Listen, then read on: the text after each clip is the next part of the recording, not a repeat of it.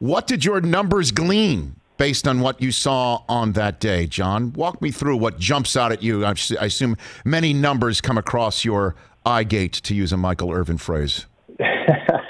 Well, there certainly was a lot of storylines that came from the tracking data that our system collected.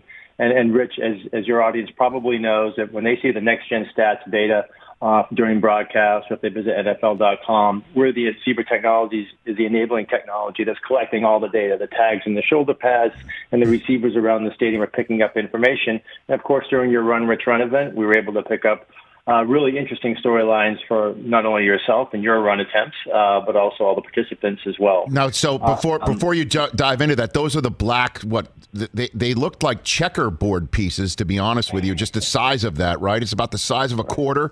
It was about, a quarter of an inch thick, and it was it was taped on each one of our shoulders.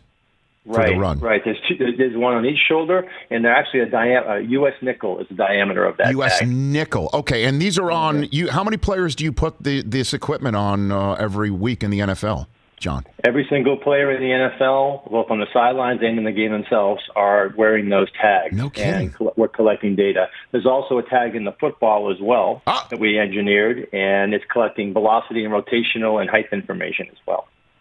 Interesting. What's the PSI around that tag, John? The tag does not have the capability to identify pounds. Okay. Okay. Good question, though, Rick. No, you know what, John? I just, I've got some history with that subject matter, talking about it. Okay, so I want to get back to that in a second. Put a pin on the football. So we were all wearing it. I know that. And so, what numbers jump out at you from the run? What was interesting, Rich? Let's talk about your two runs, if we may. Go for it. Because we're tracking not only the speed, we track total distance with our tags as well. Mm-hmm. And interestingly enough, during the run, your fastest run. We all think, when you think 40-yard dash, that everybody's running in an extreme linear fashion, right? Oh, I'm going to run 40 yards.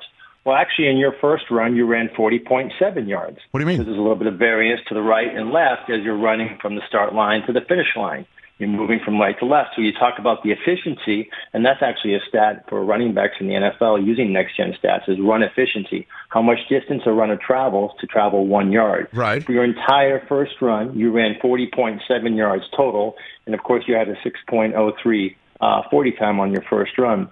Our tags also were able to identify where you met your top speed during that run. So you actually reached your top speed at the 30.1 yard line. Is that good? What does that tell you? Because it says it seems to me that if I ran 40.7 yards, that means I didn't have too much wobble. Did I? Going from side to side? It was very straight, extremely straight. It was an excellent, efficient run. Thank you, John.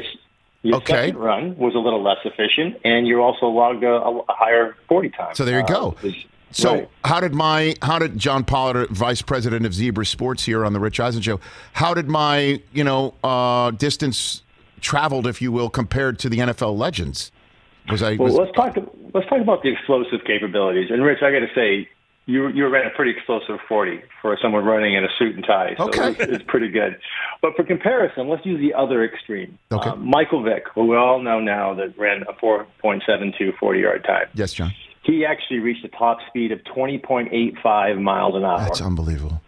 And his top speed, where he reached his top speed, and this is where we really enjoy what our technology provides, not only us as fans and media, right, but the teams themselves are using this information to help develop and train their players and research their players and game plans.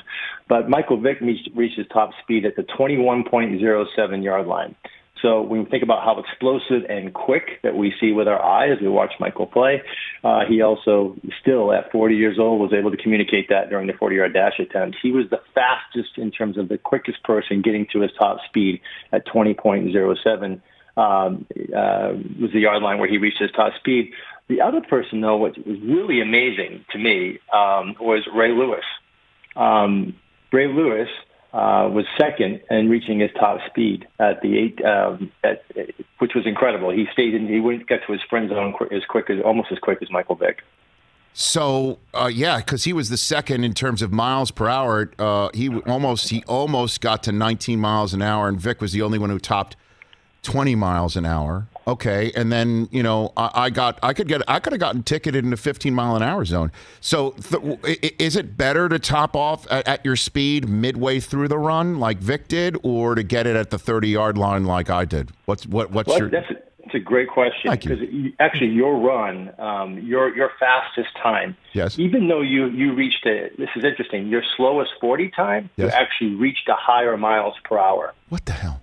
During the run. So my issue was what? So then why did I run a slower one based on your statistics? Was it my start? Was it the fact that I was zigzagging all over the place? What happened? Right. You stayed in an accelerated, your top acceleration zone. Yeah. You stayed longer in your first run. So even though you peaked on your peaked at a certain point, you stayed longer in the acceleration zone during the first effort.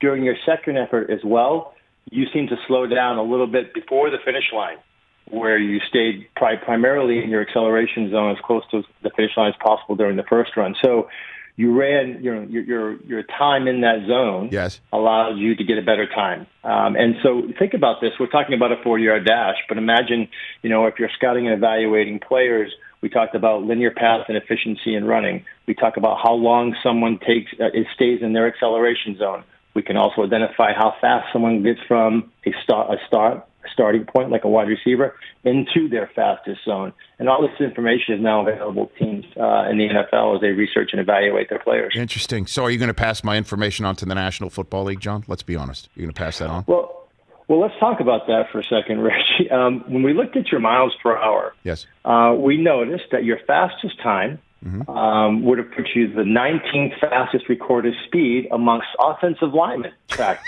in the NFL in 2020.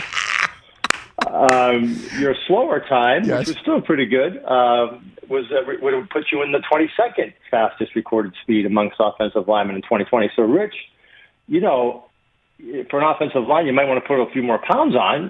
But look, your speed gets you in an offensive line group. You might consider that. So are you saying that me as a 51-year-old man running in a suit was faster at my top speed than all but 19 National Football League offensive linemen's top speed from the 2020 National Football League regular season? Is that what you're telling me right now?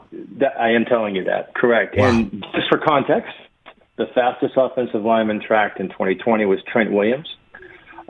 He recorded an 18.08 miles per hour speed. Right. And it was a play where his quarterback got sacked, fumbled, and the defender was running the ball back for a defensive touchdown, and he was in chase. And so that's when he recorded his top speed.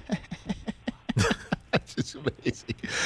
Oh, man. Hey, you watched all the way to the end. Thanks for that. Watch more right here.